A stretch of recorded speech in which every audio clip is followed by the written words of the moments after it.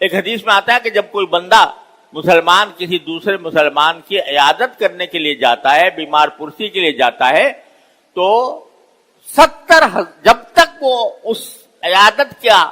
سفر کر رہا ہوتا ہے 70,000 فرشتے اس کے لیے رحمت کی دعا کرتے رہتے ہیں، اور جب تک وہ عیادت میں مشغول ہوتا ہے، بیمار پرسی میں مشغول ہوتا ہے، تو وہ ایسا ہوگا جیسے کہ جنت کے باغ میں گھوم رہا ہو۔ لیکن کب؟ جب کہ تم نے وہ عیادت یا بیمار پرسی اتباع سنت کی نیت سے کی ہو کہ نبی کریم صلی اللہ علیہ وسلم کی سنت ہے، میں اس سنت کی اتباع میں یہ بیمار پرسی کر رہا ہوں، تو اس پر اس کو ثواب ملے گا۔ بہت سے ایسے کام ہیں، جیسے آپ روزی کمانے کے جو بھی طریقہ اختیار کر رہے ہو، تجارت، ملازمت، زراعت، کاشتکاری، یہ اگر اس نیت سے کرو کہ اللہ نے مجھ پر یہ ذمہ داری عائد کی ہے کہ میں اپنے بیوی بچوں کو کھلاؤں، میں اس لیے اللہ تبارک و تعالیٰ کے حکم کے تحت کر رہا ہوں، اللہ کو راضی کرنے کے لیے کر رہا ہوں، تو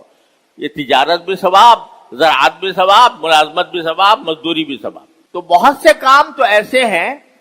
کہ جن پر ثواب ملنا اور جن کا صدقہ بننا انسان کی نیت پر موقوف ہے کہ جب وہ نیت کرے گا تو ثواب ملے گا، جب نیت نہیں کرے گا تو نہیں ملے گا۔ انما الاعمال بالنیات، اعمال پر ثواب اس وقت ملتا ہے جبکہ نیتوں کے ساتھ۔ لیکن میرے مالک کی اور میرے خالق کی مہربانی کا ایک عظیم باب یہ ہے کہ بعض ایسے اعمال کے اوپر بھی اللہ تبارک و تعالی ثواب عطا فرما دیتے ہیں جس میں نیت بھی نہیں کی۔ اس کی مثال حدیث میں آتی ہے کہ رسول کریم سرورت عالم صلی اللہ علیہ وسلم نے ارشاد فرمایا کہ اگر کوئی شخص کوئی کھیتی اگائے یا پودا لگائے، تو پودا لگانے کے بعد جب وہ پودا بڑا ہوگا، جب تک وہ پودا یا وہ درخت برقرار ہے، اس سے جو مخلوق بھی فائدہ اٹھائے گی، چاہے وہ انسان ہو، چاہے کوئی جانور ہو، چاہے کوئی پرندہ ہو، چاہے کوئی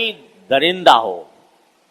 وہ اس سے جو فائدہ اٹھائے گا، اس سے اگر کھائے گا تو درخت لگانے والے کو اس کا ثواب ملے گا۔ اب درخت جب لگا رہا تھا، کوئی پودا لگا رہا تھا، اس کے تو حاشیے خیال میں بھی نہیں تھا اس میں پرندے آ کے کھائیں گے یا